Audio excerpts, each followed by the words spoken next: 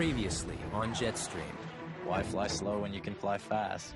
Ringside at the world's most exclusive fight club. 7 of the country's most elite pilots take on the challenge of their lives. Every one of us is going to get our asses kicked one day or another. To see if they have what it takes to cut it as a fighter pilot. Your previous experience counts for that much. It's boot camp at the Cold Lake Fighter School. Park your ego at the door. You've got to learn it in such a way that it's instinctive, because you can't stop and think. There's no time. The instructors are ruthless. I don't want someone flying on my wing who's not 100% interested in doing this business. And sometimes, even commitment is not enough. The cracks are already beginning to show. And it's only just begun.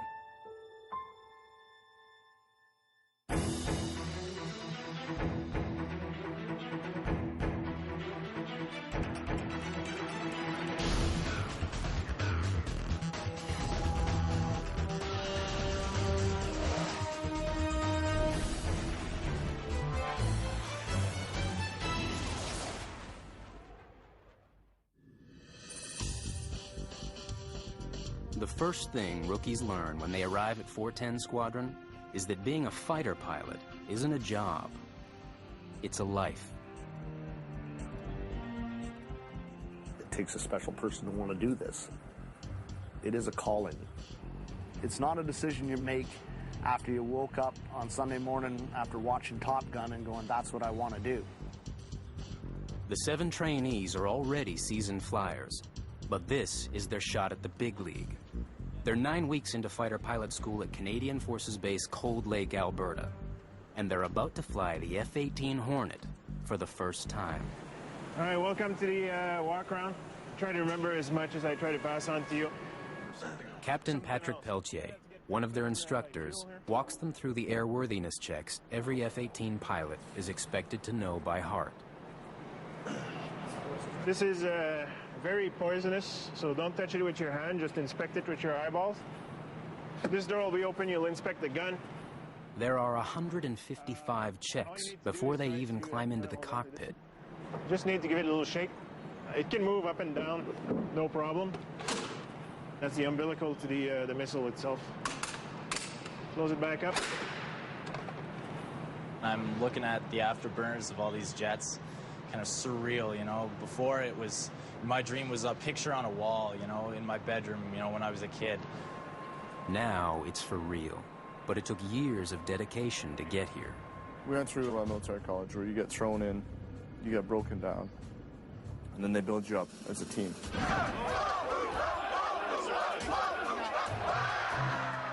They train as a unit to fight as a unit. You do feel part of something much bigger.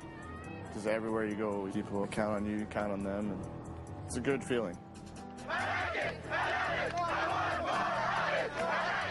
They better love it, because when you sign on to fight jets, it means a lifetime of sacrifice.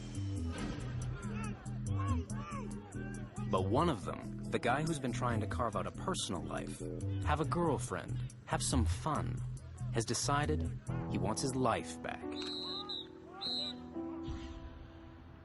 Even before taking a single flight, Mike Dunning has called it quits. No. It was a shock to us all, but obviously he'd been thinking about it for a while. I was very surprised. Yes, there's no, they gave no hints. Yeah, it just, you know, he broke the decision to us this morning, and we had no idea that anything like that was coming. I was unhappy and not enjoying what I was doing. It wasn't for me, and you can't know that until you're here and immersed in it. In order to be successful, because the training is so intense and the job is so intense, that you have to put 100% of your time and energy and focus into that. His bosses thought he understood that a long time ago, when they made him one of the chosen few, and they're not happy. There are no farewell speeches, there are no goodbyes. We have a course to run here, and the other 6 members of your course need to focus on their training, and I don't need this as a distraction. In a matter of hours, Dunning is yesterday's news. And another pilot gets the phone call, he's just won the lottery.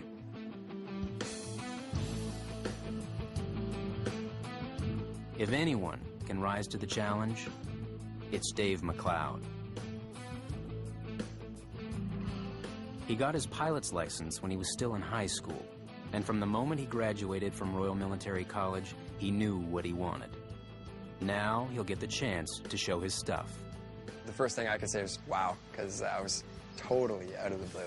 Welcome to the club. Yeah, you're doing it already. Yeah, it's so exciting. Cake popcorn. That's Dunning's old one? Okay. So you can just wipe out anything you don't want on there. Sure. Dave McLeod is a brave man because he's committed to learn in 4 weeks what the others had 9 to absorb. You know, there's considerations about, am I diving in over my head at this point? This is what it's going to take for me to be a fighter pilot. And if I pooch this one, then that's that. There's no more fighter pilot for me. While Dave hits the books, the other students are about to hit the runway. Suiting up for the F-18 the first time out is like gearing up for the Super Bowl. It makes everything else they've flown seem like training wheels. It will not break. You don't have to be delicate with it at all, okay? It is a fighter jet. It is meant to go and attack things and blow things up. So throw it around, make sure it does what you want it to do. And that may take a little bit of muscles. Use both hands. We're walking at 1200. All times are in local today. Starting at Mike Lewis is lucky he's flying at all today. Every time he's been to the centrifuge to test his ability to withstand high G-forces, he keeps failing. Here, the worst you're going to see is light winds and Until he passes, he's not allowed to push the jet past 5 Gs. It's a super altitude. And for the Hornet, that's barely breaking a sweat. But it's enough to let Lewis fly the first few missions with the rest of his class. All right, thanks, dude. Don't break. There's no spare. I've been waiting for this for a long time, so I'm pretty stoked about this. This is incredible.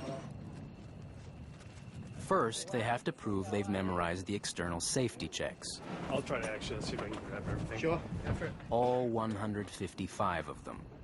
Check those bad boys. Man, you can feel it if you go like that. Covering everything from mechanical Just make sure that's up. Yeah. to animal. Cobwebs or any in them at all. Okay. Then, there are another 194 cockpit checks. 76 more checks before they even start the engines. Oh, she's quite the process. We'll get a flow here soon, guys. Sir, we're not in any rush. And starting the engines involves 45 more. A guy could get old waiting around for this.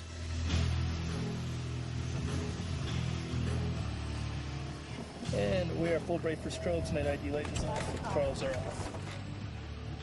An experienced fighter pilot can knock off the whole works in under 5 minutes. Rookies usually take 3/4 of an hour. One by one, they all go through the same steps. We took 38 minutes. And they can't afford to make mistakes. The instructor in the back seat is watching like a hawk. You ready? Also. And up front, the heads-up display tape is recording every move they make and everything they say. 6:55, we're taking off. We're running back on F-18 on approach at 3-1 left report. You all set? Yeah. Smudged it. Show me your stuff, man.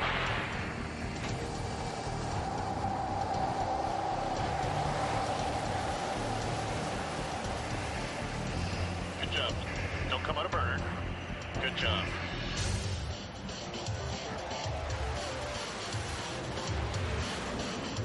This is good. 100 knots.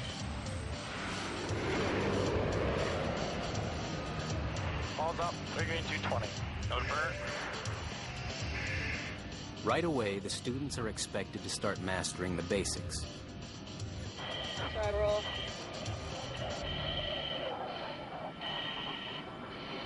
Yeehaw!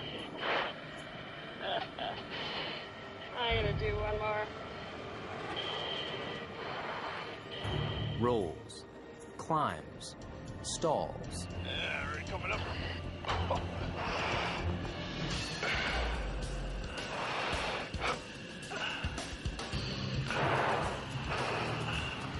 Vertical. Just hold her there. Wait for it. And there's a meeting. Nice and aggressive, nice and aggressive. Keep pulling. Pull, pull, pull, pull, pull, pull, pull. The instructors are looking for a cool head and discipline in the cockpit. All through. Because in combat, that's what keeps you alive. So even though the rookies are getting the most thrilling ride of their lives, they're all business.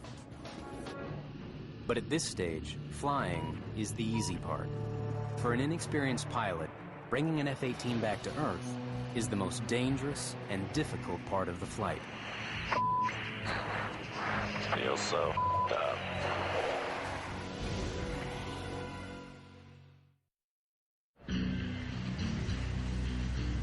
For 30 years, the F-18 has proven its fighting abilities in combat theaters around the world.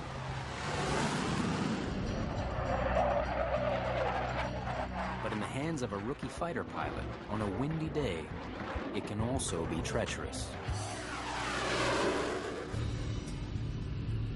Slightly high. Especially bringing it into land for the first time. Extra speed there, just because the winds are a little screwy. Landing the F-18 Hornet can make even the most seasoned veterans break a sweat.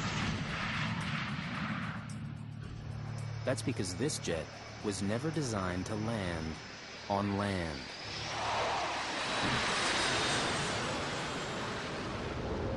When the aircraft was first certified, it was a Navy aircraft, predominantly designed to fly off the ship, where they literally fly it down to impact.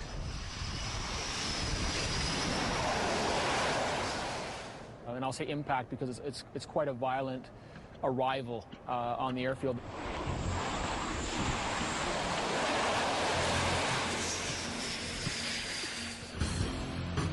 Without power, the F-18 flies like a manhole cover. Watching that. So the safest way to bring it down is to stay on the throttle and land it hard. Still a bit high. Correct. And it just doesn't feel natural. There you go. Altitude. Seamus lands harder than the instructor would like. But he gets it done without a whole lot of drama. That was wild. But one student is still a long way from home. I'm having issues here. For Riel, the drama has just begun. She's still got to get this bird down. Alright, so I gotta put it against crosswind here. So how does a novice bring 15 tons out of the sky onto the runway? On the left is the E-bracket. It tells the pilot the plane's angle on landing, how high the nose is. An E-bracket right here helps ensure a smooth landing. But attempt it with the E-bracket down here, and you're asking for trouble. Seeing the E-bracket that low, you don't see it like that very often because any qualified, trained F-18 pilot would never let it get that low. A trained F-18 pilot would never let it get that low because it means the plane could literally drop out of the sky. Don't let the E-bracket get away, Riel. Here. And the flaps. Riel is struggling with her first landing in the Hornet. A strong tailwind pushes her and the E-bracket around. Start tightening up. Turn tighter. Walk the throttles, don't flare. But as they drop below the tree line, the wind stops, and the jet's speed instantly drops from 135 to 120 knots. Then, Riel makes the situation worse. She yanks back on the stick, slowing the plane even more, knocking the E-bracket out of position. In the back seat, the instructor seizes control, powering forward. Still, the plane hits the ground with twice the force it should have.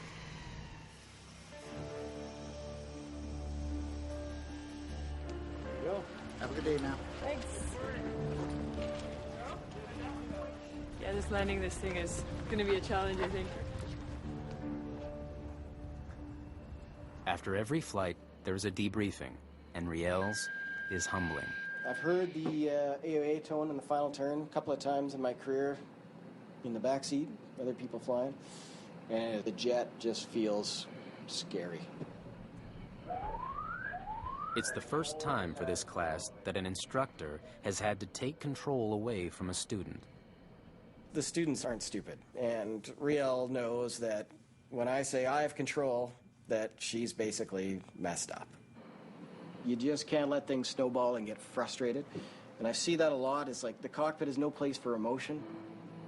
You're used to, I mean, through most of my life, kind of being always at the top of the group, always, you know, never really having to struggle or anything like that. And yeah, and this is a challenge. It is not easy, and it hasn't been easy since day one. It wasn't a great way to start. It wasn't a good start. Bad landings are a classic rookie mistake. But when you're flying a supersonic fighter, even the smallest errors can carry the gravest consequences.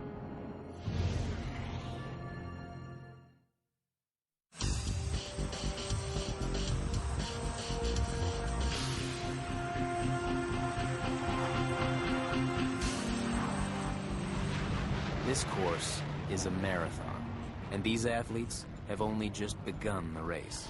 Look at the fear on his face. See it? Turning white. I think he's going to be sick here in a second. It's now week 10, and the pace is intensifying. The students are flying daily, and there are never enough serviceable jets or enough time for practice. And you're learning a new jet, but they don't give you very much time to be able to adapt.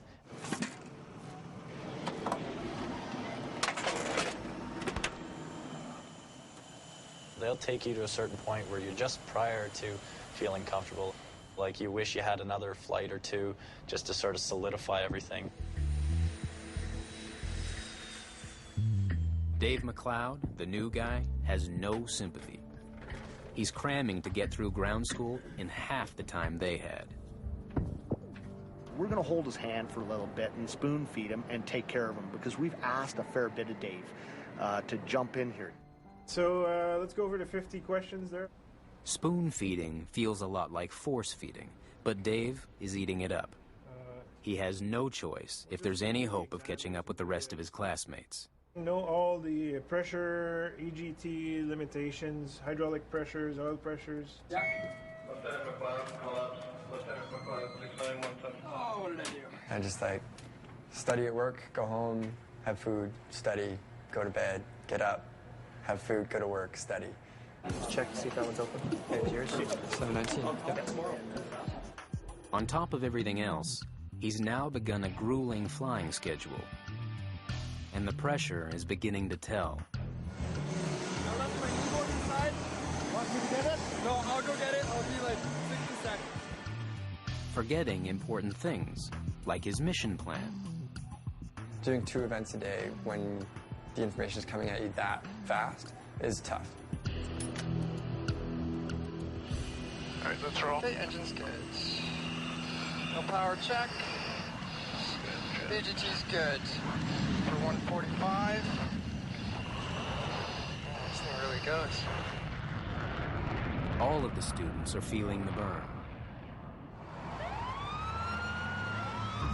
And when inexperience meets exhaustion, mistakes start happening. Big mistakes, like the one Tim Coffin is dealing with right now. One of the exercises the students do is a practice engine restart.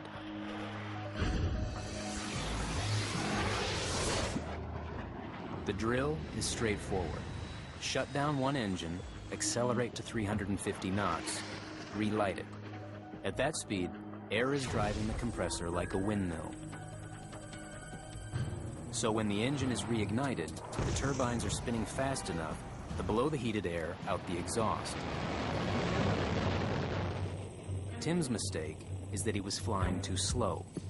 The hot air was trapped and the engine overheated. Cougar 3-3, 3 green, correction. Tim is now flying a jet with one engine out, and that means an emergency landing. 9 knots, spoke cables up, recheck here. He has to drop the tail hook and snag the steel cable stretched across the runway. Normally, the F-18 needs nearly a mile of pavement to slow down. Trapping the cable brings it to a dead halt in less than 1,000 feet.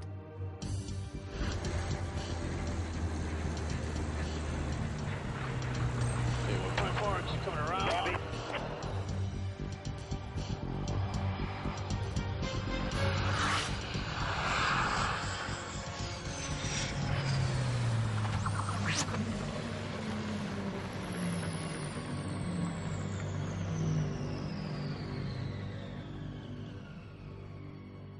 One of the exercises we wanted to do today was a practice single engine approach. So he got to do one for real. Tim's mistake might have cost the Air Force a $2 million engine and one less jet for the next few weeks. Because now, that 1-ton engine has to come out of the plane. Okay, go slow, guys. And then go to the sick bay to see if the heat caused any damage. Okay. Tim was lucky. The engine's okay. From big to small, a screw-up is a screw-up. Yannick Jobin's mission has just been scrubbed because he dropped his pen in the cockpit. That 19-cent piece of plastic could be lethal if it jammed a critical mechanism. So, until they find it, which could be days if they have to pull out the ejection seat, this jet is out of action. Be advised we change from 9:18 to 9:30 is going to be launching instead. And when somebody breaks a plane, it usually means somebody else doesn't get to fly.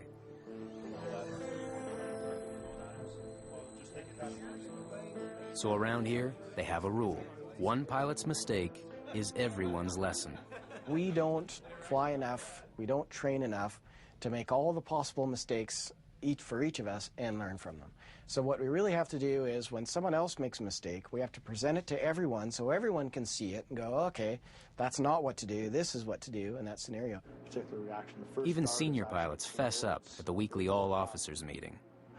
everything's looking really good and I'm getting in my very comfortable place, and so I'm a little slow to react here.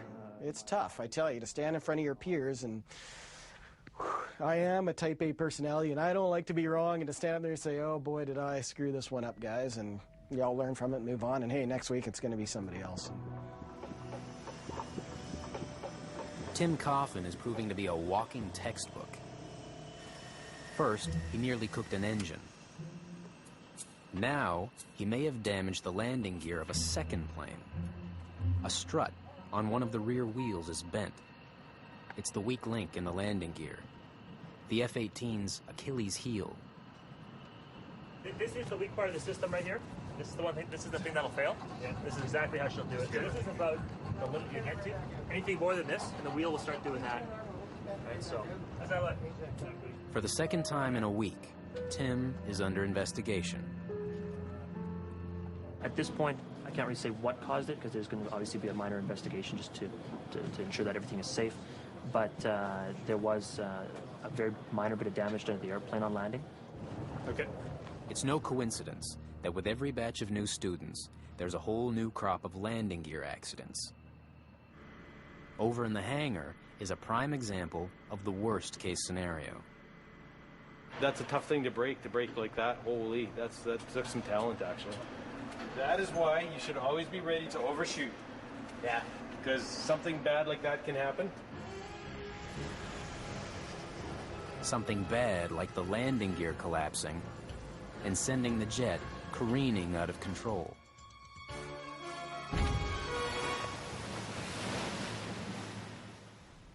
In Tim's case, they need to determine whether it was mechanical failure. It's a good hard landing, the 1.7G. Or pilot error. I'm wondering, because when I touched down there, that was still around 3, right? There's still 3 degrees bringing it in? Yeah, which is as you should. Tim's instructor replays the HUD tape looking for clues. Did you maybe kick some left rudder? I totally remember pretty much bringing up feet off rudders. That's the ideal glide path, right? Until he's proven innocent, everyone will assume Tim's guilty. And you manage to correct it. It triggers your own touchdown. At least it's right on impact that this thing bends. I think the initial thing that caused this was, I think that part is just worn out. So, no fault to be found here. I don't think you get a new call center to this one. All right. Radar vectors in Tim's off the hook, for now, but his relief will be short-lived.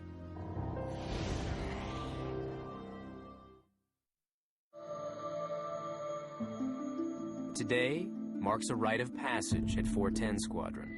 It's solo day, a high point in every pilot's career.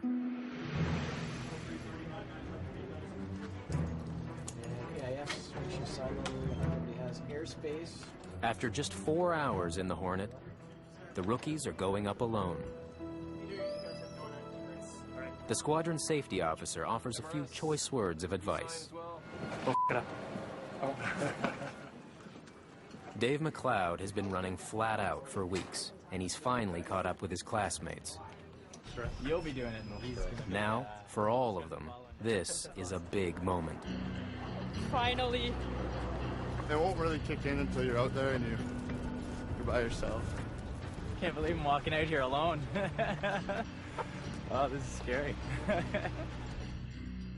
Pilots count their hours in the jet. Some instructors have over 2,000. For the students, this is hour one, minute one, as a solo flyer.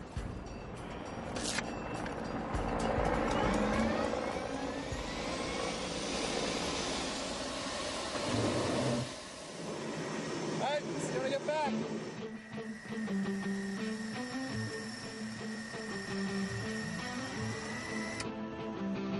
Alright, nose wheel steering is up. We're good to go.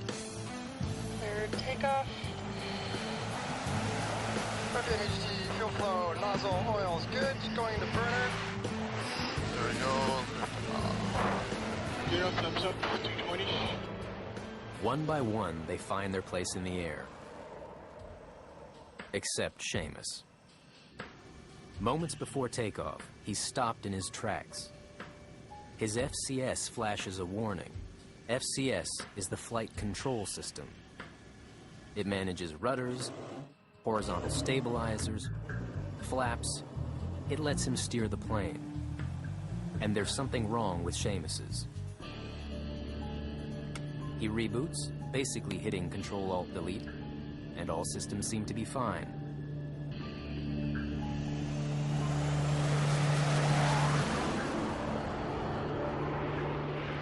Seamus gets his first solo flight, just like everyone else. Get up, flaps. They're up. Now we get to do the fun stuff.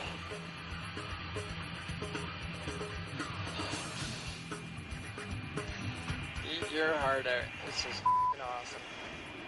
Just awesome. It might be f***ing awesome, but it's still the first solo flight, alone at 20,000 feet. If Tristan hits the wrong switch, if Yannick has a fuel leak, if Mike's engine fails, help is a long way down. Yeah, how's the weather out there? So far, so good, or so they think on the ground. In fact, something has gone wrong. Seamus again. For the second time in 20 minutes, his flight control system is out of whack. He has backup systems, but worst case, a bad FCS can mean losing control over nearly everything except the ejection seat.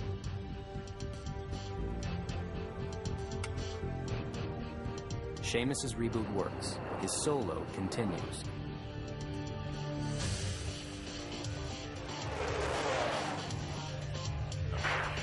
Move up a little bit. But minutes later, the warning flashes again. Jesus Christ.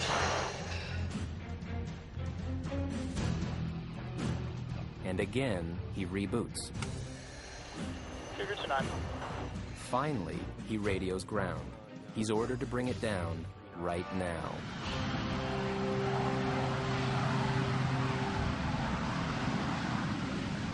For for the short trip that I did have, it was really cool, really awesome. Kind of weird being so quiet, and I can't wait till I go up again. He'll be waiting a long time. In this course, solo flights are as rare as pats on the back, and he's not about to get that either. I had the FCS caution come up, so I did the yellow phase response, reset it, successful reset, cleared, continued. So it happened 3 times, all about, like I said, 20 minutes apart. When I was in the fast jet community, flight safety is the law, and Seamus just blew past a cop doing 180. Anytime you pull this out, okay, you should be talking to me, and I'll do that for you. But right there, as soon as you pulled that out, the trip was over right there. Okay? All right. Maybe it was just a computer glitch. Maybe it was something serious.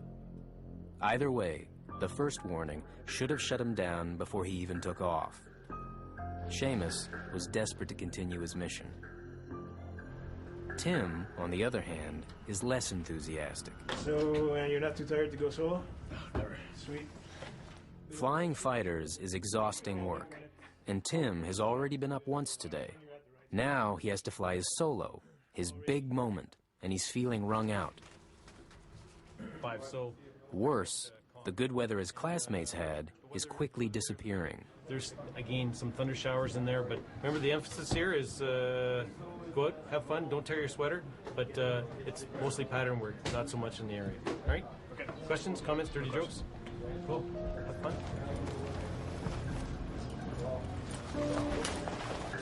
Hopefully the weather holds off and it'll be a good trip.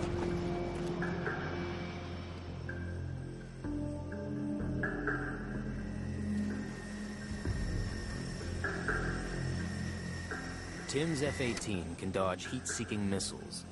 It can roar to Mach 1.8. But it can't outrun a lightning bolt. And a thunderhead is one of the few things this jet isn't supposed to play with.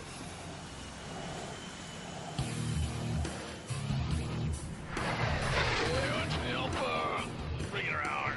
So, the first thing Tim has to do is find a clear patch of sky to work in. Alright, looks like we got a pretty good hole here. Let's start slowing down. And let's come down to about 12,000 feet if we can. Watch G's. 25, come on. Tim can take the G's, but thunderheads are boxing him in. Alright, we're not gonna get anything out of this. Weather's shite. And tower 301 go. Got a weather warning coming out for lightning and thunder activity from 0300 to 0630Z.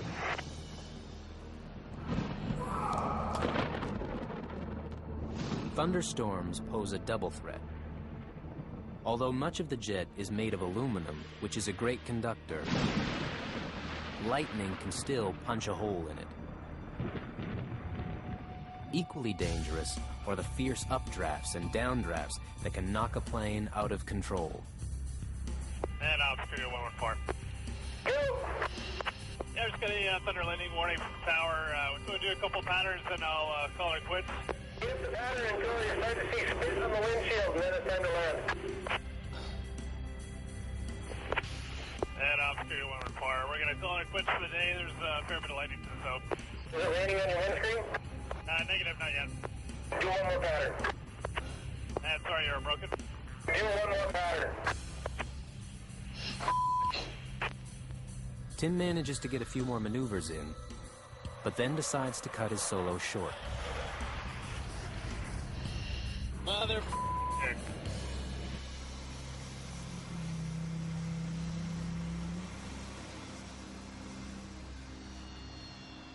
Lightning kind of scared me a bit up there. Scared me down earlier. Evidently, warriors aren't supposed to let a little thing like lightning get in the way of a good flight. The windscreen didn't get wet. No, and here you are anyway. Didn't go wet, but it's coming coming out of gas. fast. Tell me you're out of gas. There you go. There you go. Now you're safe. There's no way you ran out of gas. I know. And I told you to fly until the windshield got wet. Remember? Oh well. Lightning come in. You got flying, man. Yeah, I probably could have did a couple more patterns, but just didn't see any point. So I decided to take it back, live to fly another day. But even when it isn't perfect, a pilot's first solo in the Hornet is something he never forgets. The instructors will make sure of it.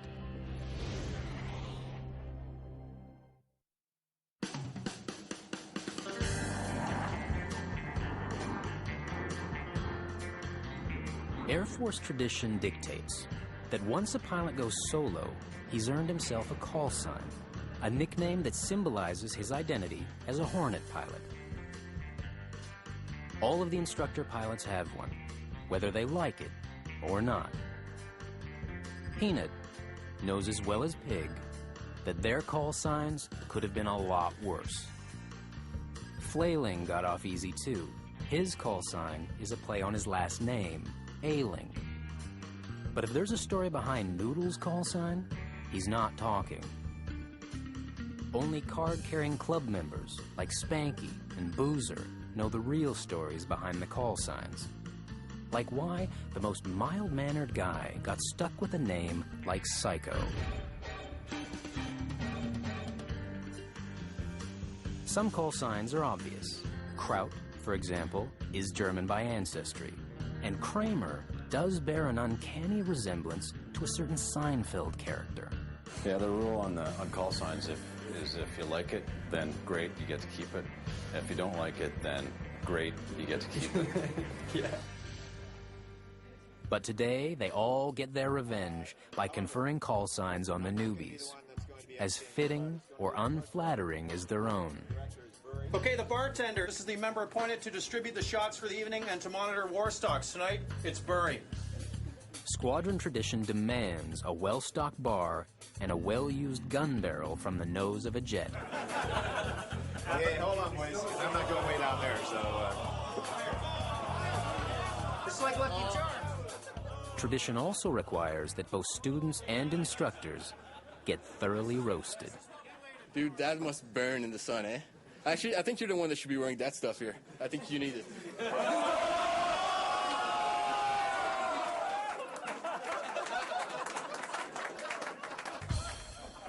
In the forces, roasting a woman is risky, but fighter pilots are nothing if not creative. So what I've put together here is a little poem, okay? And there's some rhyming, okay? Now, you guys, I can't see any of these words because I'm on camera, right? But all of you guys, if you think you know what the word I'm trying to rhyme is, I want you to yell it out at the top of your lungs, okay? Yell. You're a flight safety incident.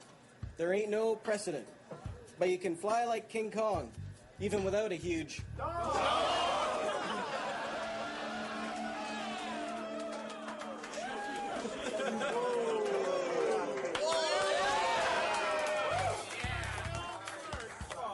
It's a cruel reality that fighter pilots get absolutely no say in the call sign they'll be forced to wear for the rest of their careers. It's the time when we come up with call signs for FPC 39. Here's the honor. They get locked in a back room while their peers vote. Okay, we're gonna vote. Only vote once, all right? Coffin, we're looking for Ogie. The process is best described as mob rule. Okay, we're down to two, Nads or Floater. You ready? Nads. Floater. Shifty. Teabag. So anyway, if you hit your call sign, join the frickin' club, all right? Maybe in Hollywood you get cool names like Maverick and Iceman, but here. Congratulations. You're now Carney. Carney.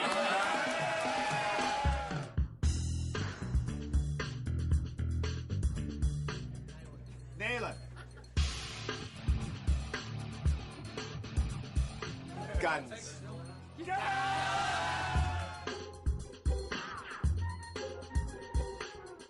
Blow.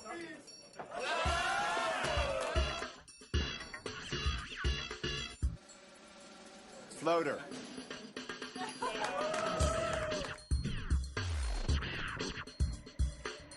Tickler.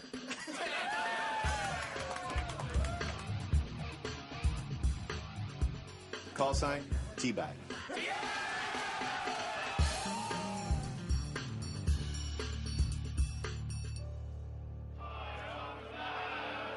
Getting a call sign is like a christening. It means you've joined the family. But in this family, you have to prove yourself every day. And tomorrow, there will be another test, another bullet to dodge.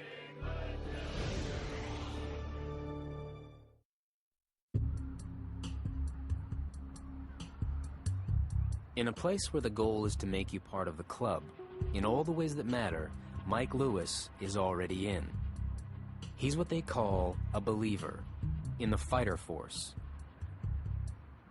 In the F-18 is the only jet worth flying. And most importantly, in the military fraternity. But none of that matters if he can't beat this. The human centrifuge. The machine designed to simulate the heavy G-forces pilots endure in a fast jet like the F-18. It's a test every fighter pilot has to pass, and they all hate it. You're just inside a box, you know, and it's very disorienting because you're not in control. You can't pull the stick and induce the G. You're just sitting in there like a mouse and waiting for it to happen. Mike Lewis is the only one of his classmates who hasn't passed yet. And they're giving him one more crack at it. Cats, I'm here. The deputy commanding officer still has high hopes for Mike. They're cut from the same cloth, and Mike has that same fire in his belly that Spanky did when he started. When I joined, they said, okay, give us 3 choices of airplanes you want to fly. I said, I want fighters. What about number 2? I said, I want fighters. What about number 3? I want fighters. He said, well, is that all? I said, I want fighters, number 2 and 3. If I can't have that, you pick. I don't care. I'm going to be rather nitpicky today. Like Spanky, for Mike, there is no consolation prize. All I wanted to do ever is fly the Hornet. All we got to do is make it out of here. The rest of our lives, gravy. Mike Lewis has a history of beating the odds. By all rights, he never should have made it this far. Did you like it? It was a good show? Yes. Yeah. He came down with spinal meningitis as a kid, and for the next 14 years, endured a string of operations on his legs. When I was 16, they actually took a piece of my hip and bone grafted into the leg to lengthen it. And to me, I was like, okay, well, flying in the military, this isn't ever going to really happen. But by sheer force of determination, he made it happen. Just a lot of things that I thank God for, and just the things that fell into place for me that allowed me to do this. So my legs are 100% now. They've grown, and I've been flying now for 4 years. No one in the squadron wants this to be the end of the road for Mike. But until he passes the centrifuge, they can't allow him to fly above 5G. Once we start moving into the basic fighter maneuvers or dogfighting, they're going to be expected to maneuver the aircraft up to its maximum potential. If we've got a restriction where we can't fly him above 5G, well then we've got a problem. No one's ever failed the centrifuge this many times, so the course director decides to consult the flight surgeon. I'd like to get him over here and examine him, do some blood work on him, just to ensure we don't have a medical problem here, or even maybe, you know, social, psychological issues here that are happening. Mike has logged nearly 1,000 hours on jets, and he's never had a problem in the air. I don't know if it's just nerves or something, but I've never felt anything close to this at any time I've ever flown before. Most pilots have wanted to be pilots since they're children, and they're successful, smart people generally. So to have a failure at this stage is a fairly significant psychological blow. At this point, that hardly matters. Mike may not know why he can't pass the centrifuge, but he must know, until he beats it, his days here are numbered.